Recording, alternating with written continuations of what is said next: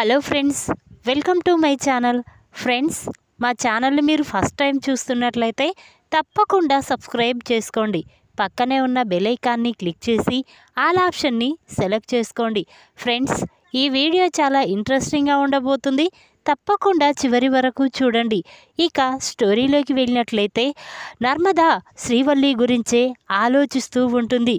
శ్రీవల్లి బావగారు ఇద్దరు 10 లక్షల రూపాయల గురించే మాట్లాడుకుంటున్నారు. బావగారు మాత్రం ఆ డబ్బు గురించి చాలా ఇబ్బంది పడుతున్నాడు. కానీ శ్రీవల్లి మాత్రం ఆ విషయం ఎవరికీ చెప్పడం లేదు. ఒకవేళ ఆ డబ్బు విషయంలో బావ ఏదైనా చేసుకుంటే ఏమైనా ఉందా, ఎలా తెలుసుకోవాలి అని చెప్పి ఇక నర్మద ఆలోచిస్తూ ఉంటుంది.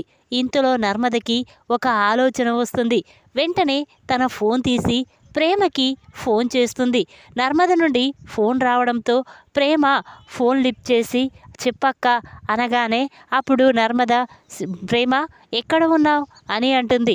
అప్పుడు ప్రేమ, అక్క నేను అని చెప్పి ఇక వెంటనే ఇక్కడే పక్కనే ఉన్నానక్క, కాలేజ్ దగ్గర, ఎందుకు అనగానే అప్పుడు నర్మద, చూడు ప్రేమ, మీతో అర్జెంటుగా మాట్లాడాలి, ఒక్కసారి నేను చెప్పిన ప్లేస్కి వచ్చేయి అని నర్మద చెప్తుంది. అప్పుడు ప్రేమ, సరే అక్క, వెంటనే వచ్చేస్తున్నాను, నువ్వు అక్కడే ఉండు అని చెప్పి ఇక వెంటనే ప్రేమ నర్మద దగ్గరికి బయలుదేరుతుంది. ఇక అక్కడికి వెళ్ళి, ఏంటక్క అంత అర్జెంటుగా రమ్మని చెప్పావు, ఏం జరిగింది అనగానే అప్పుడు నర్మద, చూడు ప్రేమ, ఆ రోజు మనం 10 లక్షల రూపాయల గురించి శ్రీవల్లిని నిలదీస్తే మనకు ఏ విషయం చెప్పలేదు. కానీ ఈరోజు బావ శ్రీవల్లి ఇద్దరు ఆ 10 లక్షల రూపాయల గురించే మాట్లాడుకుంటున్నారు. నేను అడిగితే ఆ నిజం నాతో చెప్పలేదు. కానీ బావగారు మాత్రం చాలా ఇబ్బంది పడుతున్నారు. ఒకవేళ ఆ 10 లక్షలు తీసుకురాకపోతే ఇంటికి కూడా రానని నేను లాస్ట్లో ఒక మాట విన్నాను. చూడు ప్రేమ, ఇప్పుడు ఆ డబ్బుని గురించి ఎలాగైనా తెలుసుకోవాలి, ఎలా అని చెప్పి ఇక నర్మద అంటూ ఉంటే అప్పుడు ప్రేమ, ఎలా అక్క, నిజం మనకు ఎలా తెలుస్తుంది అని ప్రేమ అంటుంది. ఇక నర్మద, చూడు ప్రేమ, వెంటనే మనం ఆ రోజు శ్రీవల్లి వాళ్ళ చెల్లెల్ని నిలదీస్తే ఈ విషయాలు చెప్పబోయేసరికి శ్రీవల్లి వచ్చి ఆపింది కదా, వాళ్ళ చెల్లె ఇక్కడో ఏదో కాలేజీలో చదువుతుందంట. ఆ కాలేజీ దగ్గరికి వెళ్ళి మనం వాళ్ళ చెల్లె గురించి నిజం తెలుసుకుందాం అని చెప్పి నర్మద అనగానే అప్పుడు ప్రేమ, అవునక్క, వాళ్ళ చెల్లె ఇక్కడే వసుంధర కాలేజీలో చదువుతుంది, పద వెళ్దాం అని చెప్పి ఇక ప్రేమ అనగానే అప్పుడు నర్మద, సరే ప్రేమ, వెళ్దాం పద అని ఇక ఇద్దరు కూడా కాలేజీ దగ్గరికి బయలుదేరుతూ ఉంటారు. ఇక అలా వెళ్తూ ఉండగా ఇంతలోనే శ్రీవల్లి వాళ్ళ నాన్న మాత్రం రోడ్డు మీద ఇడ్లీ బోండాలు అమ్ముతూ నర్మదకి కనిపిస్తాడు. అది చూసిన నర్మద ఒక్కసారి షాక్ అయిపోతుంది. చూసావా ప్రేమ, ఆ రోజు చెప్పాను కదా శ్రీవల్లి వాళ్ళ నాన్న సైకిల్ మీద ఇడ్లీ బోండాలు అమ్ముతున్నాడని, కానీ మీరు ఎవరూ నా మాట నమ్మలేదు. ఇప్పటికైనా అటు చూడు ప్రేమ అనగానే అప్పుడు ప్రేమ అటు చూసేసరికి ఇక భాగ్యం భర్త మాత్రం ఇడ్లీ బోండాలు అమ్ముతూ ప్రేమకు కనిపిస్తాడు. అది చూసిన ప్రేమ ఒక్కసారి షాక్ అయిపోతుంది. అదేంటక్క, అతను సైకిల్ మీద ఇడ్లీ బోండాలు అమ్మడం ఏంటి, మరి వాళ్ళ ఫైనాన్స్ బిజినెస్ ఏమైంది అని ప్రేమ అంటూ ఉంటే అప్పుడు నర్మద, పద ప్రేమ, అదేదో అతని దగ్గరే తేల్చుకుందాం, వెళ్దాం పద అని చెప్పి ఇక నర్మద ప్రేమ ఇద్దరు కూడా అక్కడికి వెళ్తారు. ఇక శ్రీవల్లి వాళ్ళ నాన్న మాత్రం ఇడ్లీ బోండాలు తినండి, బాగా తినండి, ఎంతో రుచిగా ఉన్నాయి కదా, చాలా తినండి అని చెప్పి అంటూ ఉంటాడు. ఇంతలో నర్మద అక్కడికి వెళ్ళి, బాబాయ్ ఒక 2 ప్లేట్లు ఇడ్లీ పెడతావా అనగానే అప్పుడు అతను, పెడతానమ్మా, కారం నెయ్యి వేసి చాలా బాగా పెడతాను అని చెప్పి ఇక ఆ ప్లేట్లో ఇడ్లీ పెట్టి ఇస్తూ ఉంటాడు. అక్కడ అది చూసేసరికి వాళ్ళ నాన్న ఒక్కసారే షాక్ అయిపోతాడు. అక్కడ ఉన్నది ఎవరో కాదు, నర్మద ప్రేమ. వాళ్ళని చూసిన శ్రీవల్లి నాన్న ఒక్కసారే షాక్ అయిపోతాడు. ఇక వెంటనే నర్మద వైపు, ప్రేమ వైపు చూస్తూ ఉంటాడు. అది చూసిన నర్మద, ఏంటి బాబాయ్, మీకు ఫైనాన్స్ బిజినెస్లు, ఆస్తులు అంతస్తులు ఎన్నో ఉన్నాయని చెప్పారు, మరి ఇలా నువ్వు సైకిల్ మీద ఇడ్లీ బోండాలు అమ్ముకోవడం ఏంటి బాబాయ్ అని నర్మద అనగానే అప్పుడు అతను అది అది అని కంగారు పడుతూ ఉంటాడు. ఇక నర్మద, తెలుసు బాబాయ్, మీరు మోసం చేశారని, మీకు ఆస్తులు అంతస్తులు ఏమీ లేవు, ఫైనాన్స్ బిజినెస్ అంతకన్నా లేదు, కానీ మీరు మోసం చేసి ఈ విషయం మా దగ్గర దాచిపెట్టి నీ కూతుర్ని బావగారికిచ్చి పెళ్లి జరిపించారు కదా అని నర్మద అనగానే ఆ మాటలు విన్న అతను చాలా బాధపడుతూ, అవునమ్మా, ఆడపిల్ల కన్నా తండ్రిని కాదా, ఒక గొప్పింటి కోడలు కావాలని అనుకున్నాను, నా కూతుర్ని మీ ఇంటి కోడల్ని చేశాను, కానీ ఇందులో ఎటువంటి స్వార్థం లేదమ్మా అని శ్రీవల్లి వాళ్ళ నాన్న చెప్పడంతో అప్పుడు నర్మద, అవునా బాబాయ్, అయినా నీ కూతురు ఈ విషయాలన్నీ దాచిపెట్టి మా ఇంట్లో ప్రతి విషయంలో తలదూర్చి అన్ని విషయాలు మావయ్య దగ్గర చెప్పి మమ్మల్ని తిట్టించేది, మరి ఈ విషయం శ్రీవల్లి అక్క మావయ్యతో ఎందుకు చెప్పలేదు, ఆ ఇంటి పెద్ద కోడల్ని బాధ్యతలున్నాయని చెప్పింది కదా, మరి ఈ విషయం ఏమిటికి చెప్పలేదు అని చెప్పి ఇక నర్మద అంటూ ఉంటే అప్పుడు వాళ్ళ నాన్న మాత్రం, అమ్మ, ఇదంతా నా భార్య నా కూతురు కలిసి చేశారు, నాకేమీ తెలియదు, నన్ను వదిలేయండమ్మా అని చెప్పి ఇక అతను అక్కడి నుంచి పారిపోతాడు. ఇక నర్మద ప్రేమ ఇద్దరు కూడా వెంటనే పదక్క ఇంటికి వెళ్దాం అని చెప్పి ఇంటికి వస్తారు. ఇక వాళ్ళు వచ్చేసరికి ఇంట్లో వాళ్ళందరూ కూడా భోజనం చేస్తూ ఉంటారు. ఇక వేదవతి, ఏంటమ్మాయి ఎక్కడికి వెళ్ళారు, ఇంత రాత్రి అవుతున్నా అనగానే అప్పుడు నర్మద, ఏమీ లేదత్తయ్య, ఒక పట్టు పట్టడానికి వెళ్ళాం అని నర్మద అంటుంది. ఆ మాటలు విన్న శ్రీవల్లి ఒక్కసారి షాక్ అయిపోతుంది.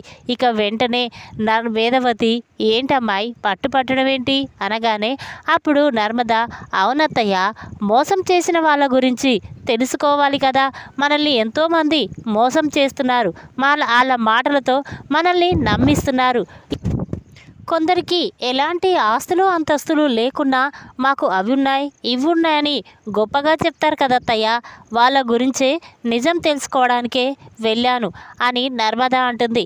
ఆ మాటలు విన్న వేదవతి, ఏంటమ్మా, వాళ్ళ గురించి నువ్వు నిజం తెలుసుకోవడం ఏంటి, అయినా నువ్వు ఆఫీస్ పని కదా అనగానే అప్పుడు నర్మద, అవునత్తయ్య, ఆఫీస్ వర్కే, కానీ ఈరోజు మా ఆఫీసులో ఎవరైనా వాళ్లకు తగ్గట్టు అబద్ధాలు ఆడుతున్నారా, వాళ్ళ నిజాలేంటి, వాళ్ళ కుటుంబ విషయాలేంటో కనుక్కోవడానికే ఈరోజు మాకు ఆఫీస్ తరఫున ఎంక్వైరీకి పంపించారు అని అనగానే ఆ మాటలు విన్న శ్రీవల్లి ఒక్కసారే షాక్ అయిపోతుంది. ఇక తన మనసులో, ఇదేంటి, వీళ్ళకి నిజం తెలిసిపోయిందా, మా అమ్మ నాన్నల గురించి వీళ్ళకి నిజం తెలిసిందంటే ఇక నా జీవితం నాశనం అయిపోయినట్టే అని చెప్పి ఇక కంగారు పడుతూ ఉంటుంది. ఇంతలోనే ప్రేమ, అవునత్తయ్య, ఈ శ్రీవల్లి వాళ్ళ నాన్న రోడ్డు మీద ఇడ్లీ బోండాలు అమ్ముకుంటున్నాడు మా అత్తయ్య అని ప్రేమ అనగానే ఆ మాటలు విన్న రామరాజు ఒక్కసారే షాక్ అయిపోతాడు. ఏంటమ్మా, శ్రీవల్లి వాళ్ళ నాన్న ఇడ్లీ బోండాలు అమ్ముకోవడం ఏంటి, ఏం మాట్లాడుతున్నావు ఏంటి శ్రీవల్లి, మీ అమ్మ వాళ్లకు ఆస్తులు అంతస్తులు ఉన్నాయని చెప్పావు అని రామరాజు అనగానే అప్పుడు శ్రీవల్లి, అది మావయ్య అంటూ ఉంటే అప్పుడు రామరాజు, అమ్మ నర్మదా, ప్రేమ, చూడండి, శ్రీవల్లి మీద కోపం ఉంటే నేను ఊరుకోను, ఎందుకంటే వాళ్ళకి ఎన్నో ఆస్తులు అంతస్తులు ఉన్నాయి, అంతేకాకుండా ఫైనాన్స్ బిజినెస్ కూడా ఉంది, అలాంటి వాళ్ళ నాన్న గురించి మీరు అలా తప్పుగా మాట్లాడడం మంచిది కాదు, ఇంకొకసారి ఇలా మాట్లాడిరంటే ఊరుకోను అని రామరాజు అంటాడు. అప్పుడు నర్మద మాత్రం, లేదు మావయ్య, నిజమే చెప్తున్నా, ఈరోజు నేను ఆఫీస్ నుంచి ఇంటికి తిరిగి వస్తూ ఉంటే శ్రీవల్లి వాళ్ళ నాన్న రోడ్డు మీద ఇడ్లీ బోండాలు అమ్ముతూ నాకు కనిపించాడు, అంతేకాదు ప్రేమ కూడా చూసింది, ఒకసారి ప్రేమను అడగండి అనగానే అప్పుడు రామరాజు, ఏంటమ్మా ప్రేమ, నిజమా అనగానే అప్పుడు ప్రేమ, అవును మావయ్య, నిజమే, శ్రీవల్లి వాళ్ళ నాన్న ఇడ్లీ బోండాలు అమ్ముతూ రోడ్డు మీద కనిపించాడు అని చెప్పగానే రామరాజుకి చాలా కోపం వస్తుంది. వెంటనే, ఏంటి శ్రీవల్లి, మీ వాళ్ళకి ఆస్తులు అంతస్తులు ఉన్నాయన్నావు, ఫైనాన్స్ బిజినెస్ ఉందని చెప్పావు, అంటే అంతా అబద్ధమా అనగానే అప్పుడు శ్రీవల్లి కంగారు పడుతూ, లేదు మావయ్య, వీళ్ళు నా గురించి అబద్ధం చెప్తున్నారు, వీళ్ళిద్దరికీ నేనంటే కోపం, అందుకే నా మీద ఇలా అబద్ధం చెప్పి నన్ను బయటికి పంపించాలని చూస్తున్నారు మావయ్య అని శ్రీవల్లి అనగానే అప్పుడు నర్మద, అవునా మావయ్య, ఒక్కసారి ఈ వీడియో చూడండి అని చెప్పి ఇక నర్మద వెంటనే తన దగ్గర ఉన్న వీడియోని రామరాజుకి ఇస్తుంది. అది చూసిన రామరాజు ఒక్కసారి షాక్ అయిపోతాడు. ఏంటమ్మా శ్రీవల్లి, ఈ వీడియోలో మీ నాన్న నిజంగానే రోడ్డు మీద ఇడ్లీ బోండాలు అమ్ముతూ కనిపించాడు కదా, మరి నువ్వు అబద్ధం ఆడుతున్నావేంటి అనగానే అప్పుడు శ్రీవల్లి తన మనసులో, మా నాన్న కనిపించాడా, అయితే ఇక నా జీవితం నాశనమైపోయినట్టే అని చెప్పి ఇక అనుకుంటూ ఉండగా రామరాజు చాలా కోపంగా, శ్రీవల్లి, మీ అమ్మ నువ్వు మోసం చేసి నువ్వు నా కొడుకుని పెళ్లి చేసుకున్నావు కదా అని చాలా కోపంగా రామరాజు శ్రీవల్లి చెంప పగలగొడతాడు. దాంతో చందు, నాన్న, ఇలా మోసం చేసిన వాళ్ళు ఒక్క నిమిషం కూడా మన ఇంట్లో ఉండకూడదు అని చందు అనగానే అప్పుడు శ్రీవల్లి, లేదు మావయ్య, నేను మోసం చేయలేదు. చందు బావ అంటే నాకు చాలా ఇష్టం. అందుకే నేను చందు బావని పెళ్లి చేసుకోవడం కోసమే మా అమ్మ ఇలా చేసింది. కానీ ఆ రోజే మా అమ్మని నిజం చెప్పమని చెప్పాను. కానీ మా అమ్మ నిజం చెప్పకుండా ఆ నిజాన్ని దాచిపెట్టింది. ప్లీజ్ మావయ్య, నన్ను క్షమించండి అని చెప్పి శ్రీవల్లి రామరాజు కాళ్ళు పట్టుకొని క్షమాపణ చెప్తూ ఉంటే అప్పుడు రామరాజు మాత్రం, లేదు, ఇన్ని రోజులు నువ్వెంతో మంచిదానివి అనుకున్నాను, నీ మాటలు నమ్మాను, ప్రతి విషయంలో నువ్వు చెప్పిందే కరెక్ట్ అనుకున్నాను. కానీ నువ్విలా మోసం చేస్తావని అస్సలు ఊహించుకోలేకపోయాను. అవును, నువ్వు అన్ని విషయాలు ఈ ఇంటి పెద్ద కోడలుగా అన్ని విషయాలు చెప్పే బాధ్యత నాకుంది మావయ్య అని చెప్పావు కదా, మరిప్పుడు ఈ విషయం మా దగ్గర ఎందుకు దాచిపెట్టావు? అంటే మమ్మల్ని మోసం చెయ్యాలనే కదా అని రామరాజు అనగానే అప్పుడు శ్రీవల్లి, లేదు మావయ్య, పేదింటి అమ్మాయిని గొప్పింటి అబ్బాయి పెళ్లి చేసుకోడని మా అమ్మ చెప్పడంతో ఇక ఈ నిజాన్ని నేను మీతో చెప్పలేకపోయాను. నన్ను క్షమించండి మావయ్య, నన్ను బయటికి పంపించొద్దు మావయ్య అని చెప్పి శ్రీవల్లి బ్రతిమిలాడుతూ ఉంటుంది.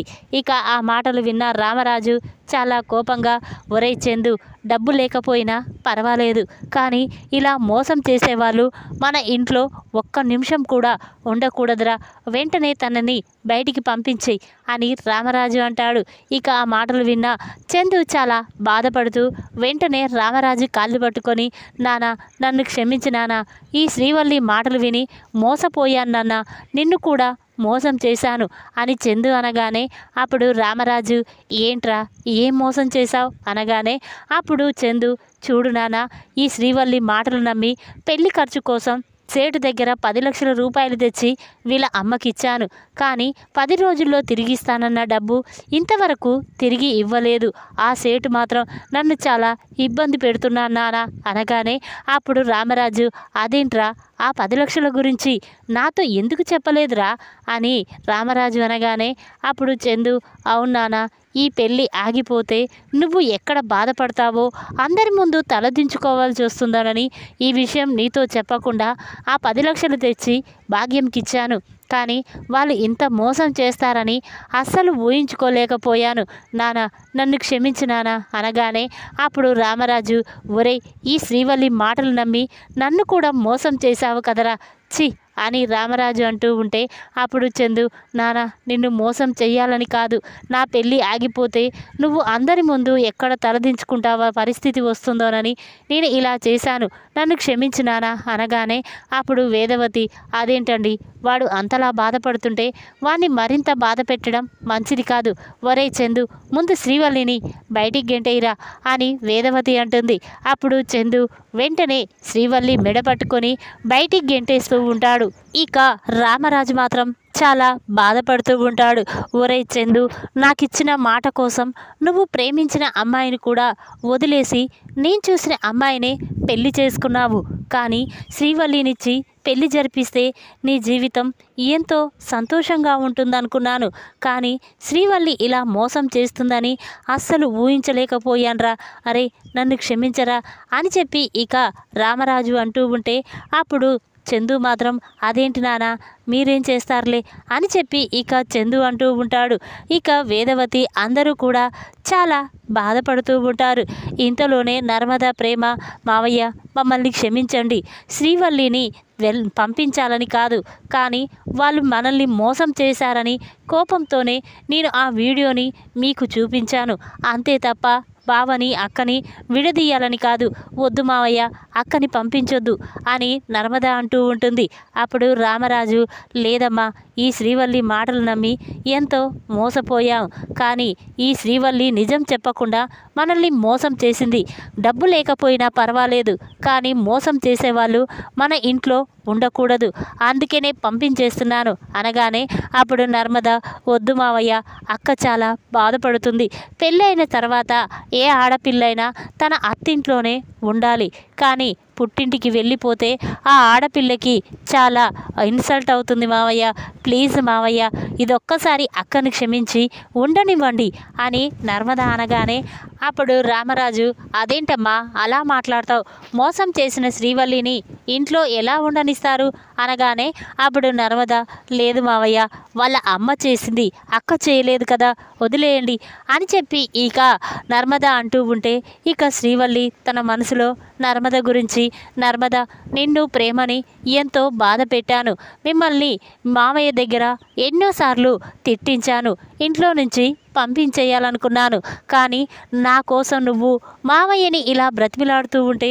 నాకు మాత్రం చాలా బాధగా ఉంది, మిమ్మల్ని చాలా ఇబ్బంది పెట్టాను, కానీ మీరు మాత్రం నన్ను సొంత అక్కలా చూసుకుంటున్నారు అని చెప్పి ఇక శ్రీవల్లి బాధపడుతూ వెంటనే నర్మద చేతులు పట్టుకొని ఇక నర్మద నన్ను క్షమించు నర్మద, ఇన్ని రోజులు నీ గురించి ప్రేమ గురించి చాలా తప్పుగా అర్థం చేసుకున్నాను, కానీ ఈ విషయంలో నువ్వు నాకు చాలా తోడుగా ఉన్నావు, అంతేకాకుండా ఆ 10 లక్షల రూపాయల గురించి నీతో చెప్పిస్తే ఏదో ఒక నిర్ణయం తీసుకునేదానివి, అది చెప్పక మిమ్మల్ని అందరినీ మోసం చేశాను, నన్ను క్షమించండి అని చెప్పి ఇక అందరినీ బతిమిలాడుతూ ఉంటుంది.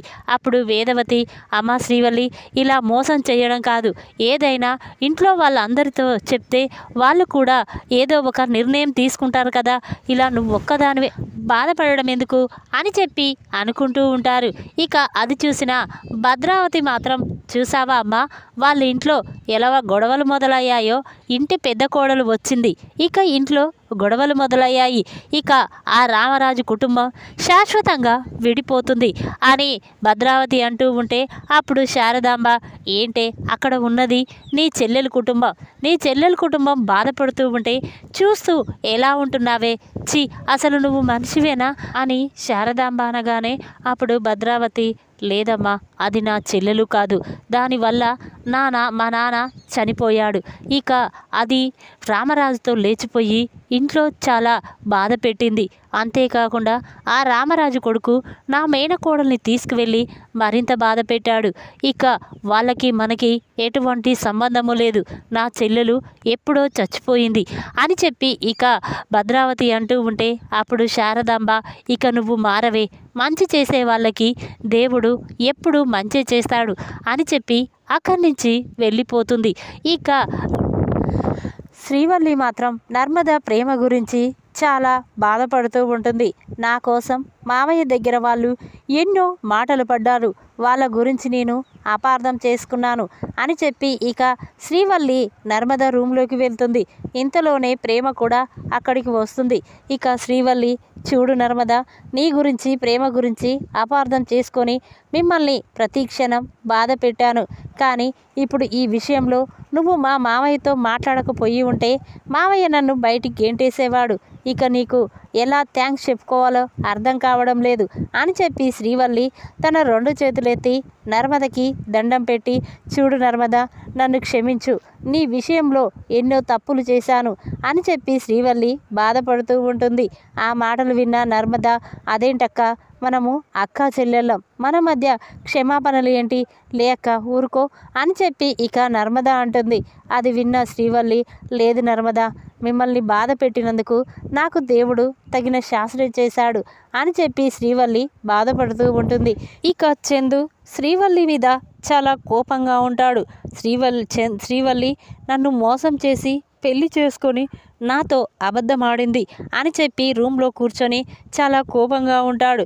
ఇంతలోనే శ్రీవల్లి చందు దగ్గరికి వచ్చి, బావా నేనంటే కోపమా, మోసం చేశానని కోపంగా ఉందా అని శ్రీవల్లి అనగానే అప్పుడు చందు, లేకపోతే నేను నన్ను ప్రేమించానని, నిన్ను తప్ప వేరే వాళ్ళని పెళ్లి చేసుకోనని అన్నీ అబద్ధం చెప్పావు. ప్రేమ ఉంటే నాకు వెంటనే నిజం చెప్పేదానివి. నువ్వు నిజం దాచిపెట్టావంటే మీ అమ్మలాగా నువ్వు కూడా నన్ను మోసం చేయాలనే చూసావు కదా అని చందు అనగానే అప్పుడు శ్రీవల్లి, లేదు బావా, ఆ రోజే నిజం చెప్తానంటే మా అమ్మ నన్ను నిజం చెప్పనివ్వలేదు. కానీ ఇప్పుడు చెప్తున్నాను బావా, నువ్వంటే నాకు చాలా ఇష్టం. కానీ ఇక ఎప్పుడు నేను నీతో అబద్ధం ఆడను అని శ్రీవల్లి అంటుంది. అప్పుడు చందు, మరి ఇప్పుడు 10 లక్షల విషయం ఎట్లా శ్రీవల్లి అనగానే అప్పుడు శ్రీవల్లి, అదేంటి బా, ఇది మామయ్యకి చెప్పాం కదా, మామయ్య చూసుకుంటాడు, నువ్వేం బాధపడకు అని చెప్పి శ్రీవల్లి అంటుంది. ఈ వీడియో కనుక మీకు నచ్చినట్టయితే లైక్ చేయండి. మరిన్ని వీడియోల కోసం మా ఛానల్ని తప్పకుండా సబ్స్క్రైబ్ చేసుకోండి. Thanks for watching.